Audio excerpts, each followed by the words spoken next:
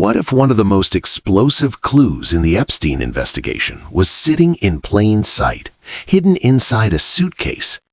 Today, we're diving deep into newly examined Epstein files, and what they reveal is far more disturbing than most people realize. This isn't speculation. These are documented materials recovered by federal agents, and the details raise serious questions. Let's start with something shocking: a forged passport. Among the items recovered during the FBI's July 2019 search were multiple passports, including an Austrian passport under the name Marius Robert Forelli, listing Saudi Arabia as the residence, but bearing Jeffrey Epstein's photograph. The passport had expired in 1987, but records show it had been used extensively during the 1980s, including frequent travel through Charles de Gaulle Airport and Heathrow. Why would a wealthy American financier need an alias passport connected to Saudi Arabia? That's not a small detail. That's a potential escape identity. But it gets deeper. When investigators searched Epstein's property, they recovered 2 suitcases, one black, one blue. Inside the black suitcase, loose diamonds, large amounts of cash in various currencies, and 4 binders filled with CDs. Not music CDs. Image CDs, entire binders of discs. Think about that for a moment. Who stores personal vacation photos in a suitcase alongside diamonds and cash? That combination suggests something far more sensitive, potentially leverage material. The blue suitcase contained additional binders of CDs, expired passports, and something even more unusual: a U.S. Department of Treasury Customs Service badge inside a credential wallet. However, investigators noted there were no actual credentials inside, only what appeared to be a novelty-style badge or pin.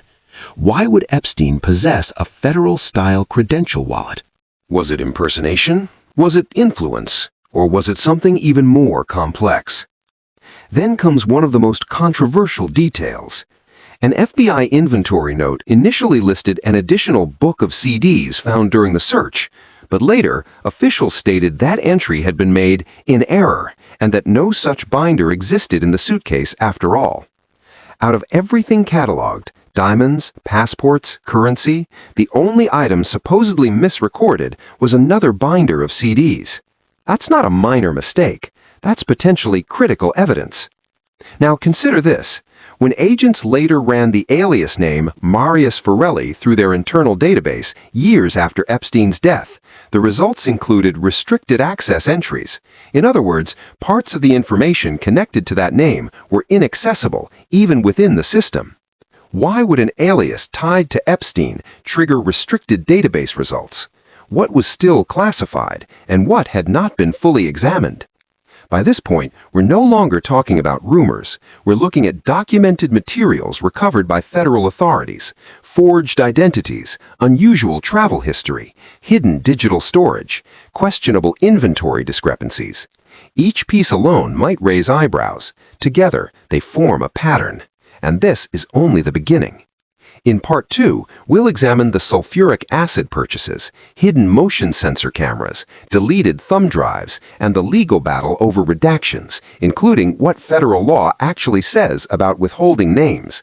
Because the deeper you go into these files, the harder it becomes to ignore the unanswered questions. Stay with me. As we step back and look at the full picture, one thing becomes clear. The deeper investigators dig into these files, the more complicated and unsettling the story becomes. A forged passport tied to an alias, suitcases filled with diamonds, cash, and binders of mysterious CDs, a federal-style badge without credentials, an inventory mistake involving digital evidence, and restricted database entries years after Epstein's death. These aren't random coincidences. They are documented facts that raise serious questions, questions that still don't have clear answers. Why was so much digital material stored the way it was? Why did an alias connected to Epstein trigger restricted access in federal systems? Why did certain pieces of evidence appear and then seemingly disappear? The official narrative tells one version of the story, but the documents tell another. And when facts don't line up cleanly, that's when critical thinking becomes essential. We are not here to jump to conclusions. We are here to examine evidence, connect patterns, and ask the questions that deserve to be asked. Because transparency matters, accountability matters, and the truth, no matter how uncomfortable, always matters. If you want deeper breakdowns, real document analysis, and fearless investigations into the stories others avoid, make sure you subscribe to World Dark Files. Turn on notifications so you never miss an update. And if you found this breakdown valuable, share it, because awareness spreads faster than silence. This story isn't over, and we're just getting started. Stay informed, stay sharp, and I'll see you in the next investigation.